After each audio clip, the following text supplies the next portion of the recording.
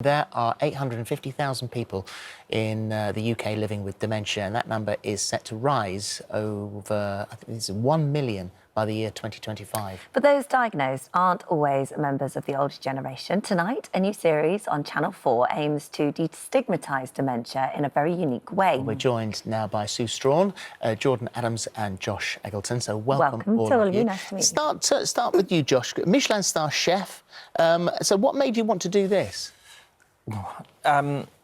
Well, essentially, the project was based in Bristol, and I've worked with some of the producers before on Great British Menu, and they've asked me to get involved with the project. And I run several restaurants in Bristol, and I think, for me, all restaurants and all kitchens are classrooms, and we need to be teaching and training people every day, and this is no different. It was born out of an idea in Japan, wasn't it? Absolutely, yeah. So originally it was done in Japan, but only from a front of house point of view. So and although, you know, you see restaurants as a classroom and you were the teacher of that, you yourself had a lot to learn, I didn't did, you? absolutely, yeah. I mean, I've only got limited experience with dementia, and I had a lot to learn by listening to these guys and what it meant to them to be living with dementia. Well, we watch shows like MasterChef or anything that involves a full-on, high-end, busy restaurant kitchen. Yeah. And there's little room for mistakes in No, there isn't. And to be honest, I really didn't know what was going to happen going into this. And I think we all felt like that. We were all in the same boat.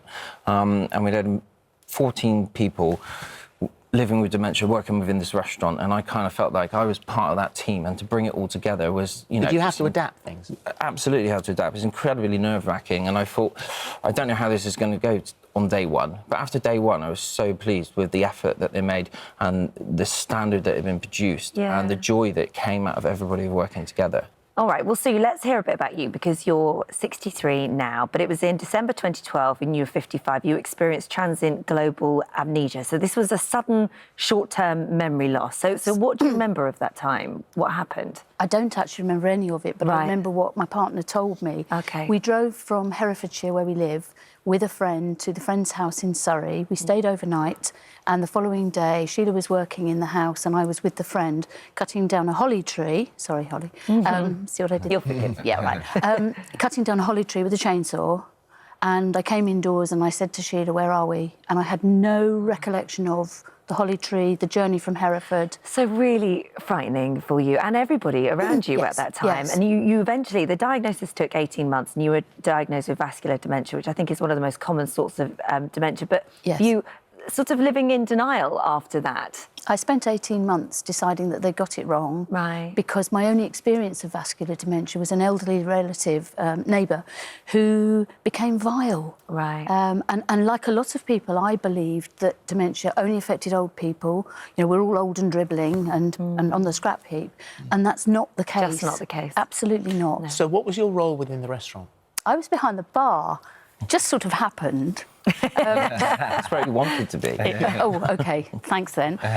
Were you nervous about it? Oh, absolutely, yeah, because I wanted us to show that whatever our dementia diagnosis, we could still do stuff and we have still got something to offer. After my 18 months of being depressed, I had a choice. I could either stay at home, be depressed and depress everybody around me, or I could get out there and do something.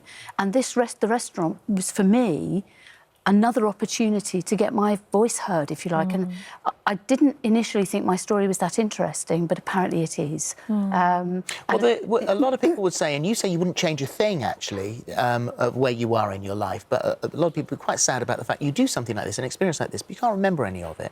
And so what you've done here, you've got your lovely memory books here, which you can go through, which will remind you of the experience that you've had. With dementia, one can't always remember the facts, but you can remember the emotions. Yeah. And so looking at these books, for me, and I think for most of my colleagues, will bring back some of those opportunities. And we had such fun. We laughed a lot, didn't we? Yeah. We cried a lot too. Yeah. And I think people watching the programme will... Hopefully they will see the balance that's been made between the heartfelt and the humorous. And it's OK to laugh with us. There are some hilarious things that happened, and we laughed about it, and I think it's important that we do. Yeah. Well, Josh, you're 24. And you're the youngest person in there, not actually living with dementia, but this is something that is looming in the future for you? That's correct. And because this is a family thing, so explain PICS. Yeah, so I grew up to two loving parents, my dad Glenn and my mum Geraldine. She's from a large Irish family, and it just happens that within her family there's a certain gene mutation that's inherent that causes FTD or PICS disease. So both my nan, my mum's mum, my mum and my auntie, her only sister, all lived with the same form of dementia and sadly have all passed away. And so you are 50% likely as a descendant Correct, to be living with this. Yeah. When you got diagnosed, you would understandably, a lot of people would be thinking, oh my gosh, to hear that and to know that and to be able to see what is in your future would be devastating. But you said it was quite a relief actually to know. Yeah, obviously me, my brother and my sister all had a 50% chance of either getting the normal gene from my father or the mutating gene which causes the FTD from my mother. Yeah. Obviously I wasn't fortunate in the case that I have inherited the mutating gene, but I lived with the uncertainty for so long and it took control of my life to a point where I was depressed, I was angry, I felt like I wanted to take my own life at one point. And it became a real problem in my life, and I decided that knowing would be better, so I could plan my life for the future. What is your future?